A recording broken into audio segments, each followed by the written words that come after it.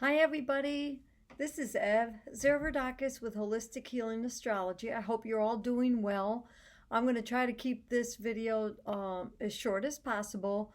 I don't know about you guys, but I like to keep it brief. I know your time is valuable and so is mine, but I did want to reach out and give you my insights about what is the difference between an astrology reading and something that you read in the newspaper or in a general like publication like a magazine, under the heading of your sun sign, which is only one small component of your chart. So I'm going to show you the wheel here, and this is my chart. So over here, and maybe backwards, and I apologize for that. But what I want you to understand is that this wheel is the representation of the sky the moment you were born. And the wheel starts here. This is the first house. And then it goes counterclockwise. So each section of this circle is a house. And then it goes all the way around, and then we prioritize it. I look at that and I go, okay, what is the most important thing that we have to look at? Because you have 12 signs in your astrological makeup. You also have all these planets and luminaries and the nodes in your chart. And then you have all these lines, the green lines, the blue lines, the red lines.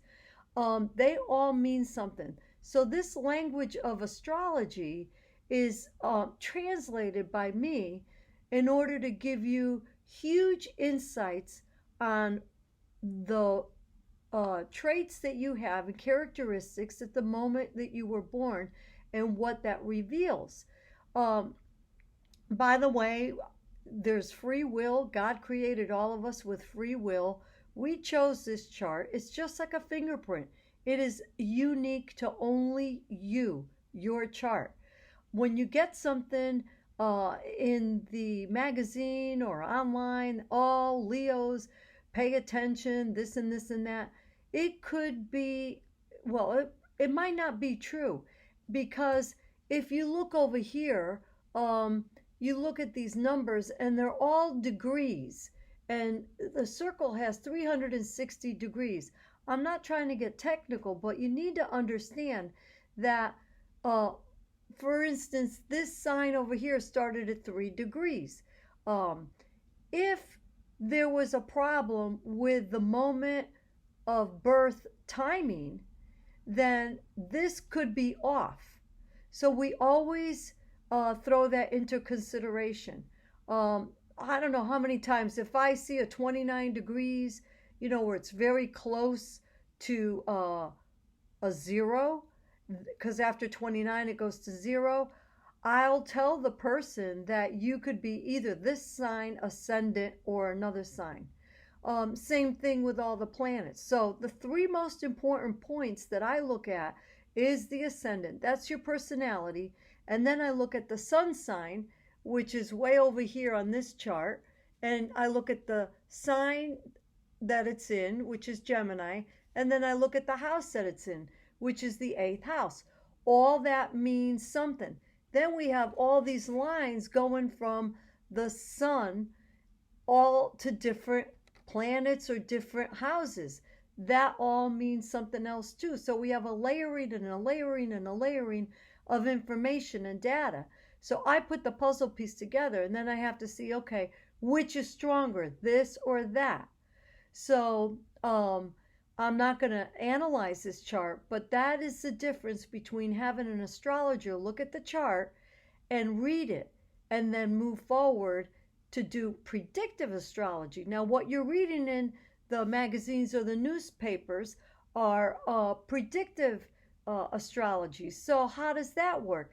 Well, that means this is fixed. This will never change. The moment you were born, this is the way the stars looked, and that's the way it is. It's not going to change. But what does change is the way the stars look right now. So these are the wheels here, and then it's a different configuration. That's why on my Sorry about the lighting, it keeps going on and off. But that's why these these if you follow me on Instagram, I will post that things are going and coming on the cycles of the horoscope, or the celestial weather, as you say. So then you could look at, all right, the sun definitely is in Gemini. So is Mercury, and it's a little retrograde, and all these planets and what they're doing. So then what I do is I look and see, how does that relate to your planets and your houses? Where is Pluto right now? That's the first thing I look at, because that's the atomic bomb. You drop the atomic bomb. What happens? Everything is cleared out, and it sets you up for something new. Now, it doesn't have to be that drastic, but it's powerful. It's slow in the making, but when it hits, you lose everything basically, and then you start all over again fresh. Now, it's not a bad thing, it's not a good thing, it's just something that happens.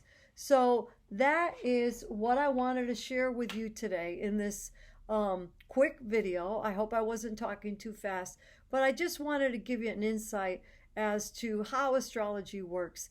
You could ask my clients and see how they like the reading. Most of them, if they haven't been exposed to a real astrologer, are just stunned. They're like, "How do you know that?" Well, I'm reading a language, so it's almost like hieroglyphics. So it's not that I'm guessing and I'm being a fortune teller or anything like that. It's just I'm reading the chart to see what the strengths and insights are for you. The other thing that's very important is you do have free will. So my interpretation may not be accurate. And if it doesn't resonate true to you, that's fine. Maybe I missed a word. For each planet, sign, house, and angle, there are at least 6 or 7 words. Like the fifth house could be creativity, children, being on the stage, the actor, generosity. There's tons of words.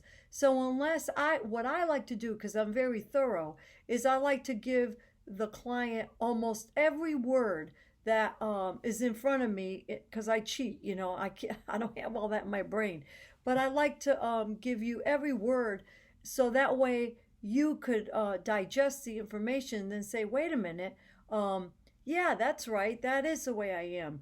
And they always know what resonates true, because the soul inside of us, in our heart, knows that that's who you really are.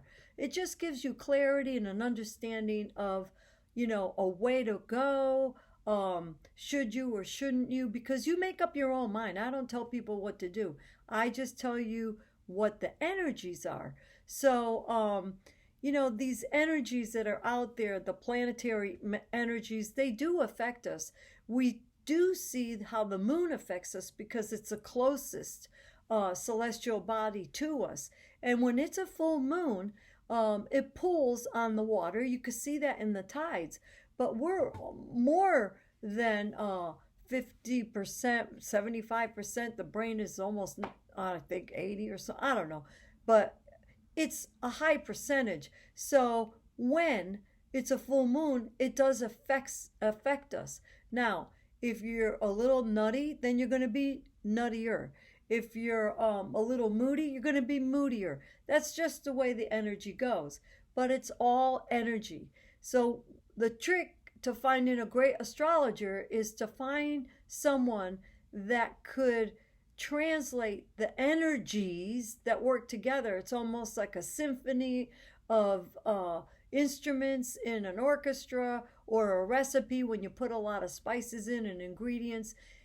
Everything either works together or counters the effect. So and there's also like volume. If you're in an orchestra, like all these planets and aspects are orchestra instruments. Some of these planets could be like a loud instrument where the sound tech guy turned it up full blast. So all these little details are looked at, and that's how I give a reading for astrology. Also, it's interactive. I like to hear what you have to say, and that gives me a little bit of a direction because sometimes I'm going this way with the words that I use, but you could just say one thing like you're into a creative project, or you're really into art. Then I know that this planet is moving in that direction. So it just helps me out, and it helps give you a more accurate picture. If you have any comments, any questions, you know what to do. Write it below. I read them all. I read everything. Uh, Please share the video.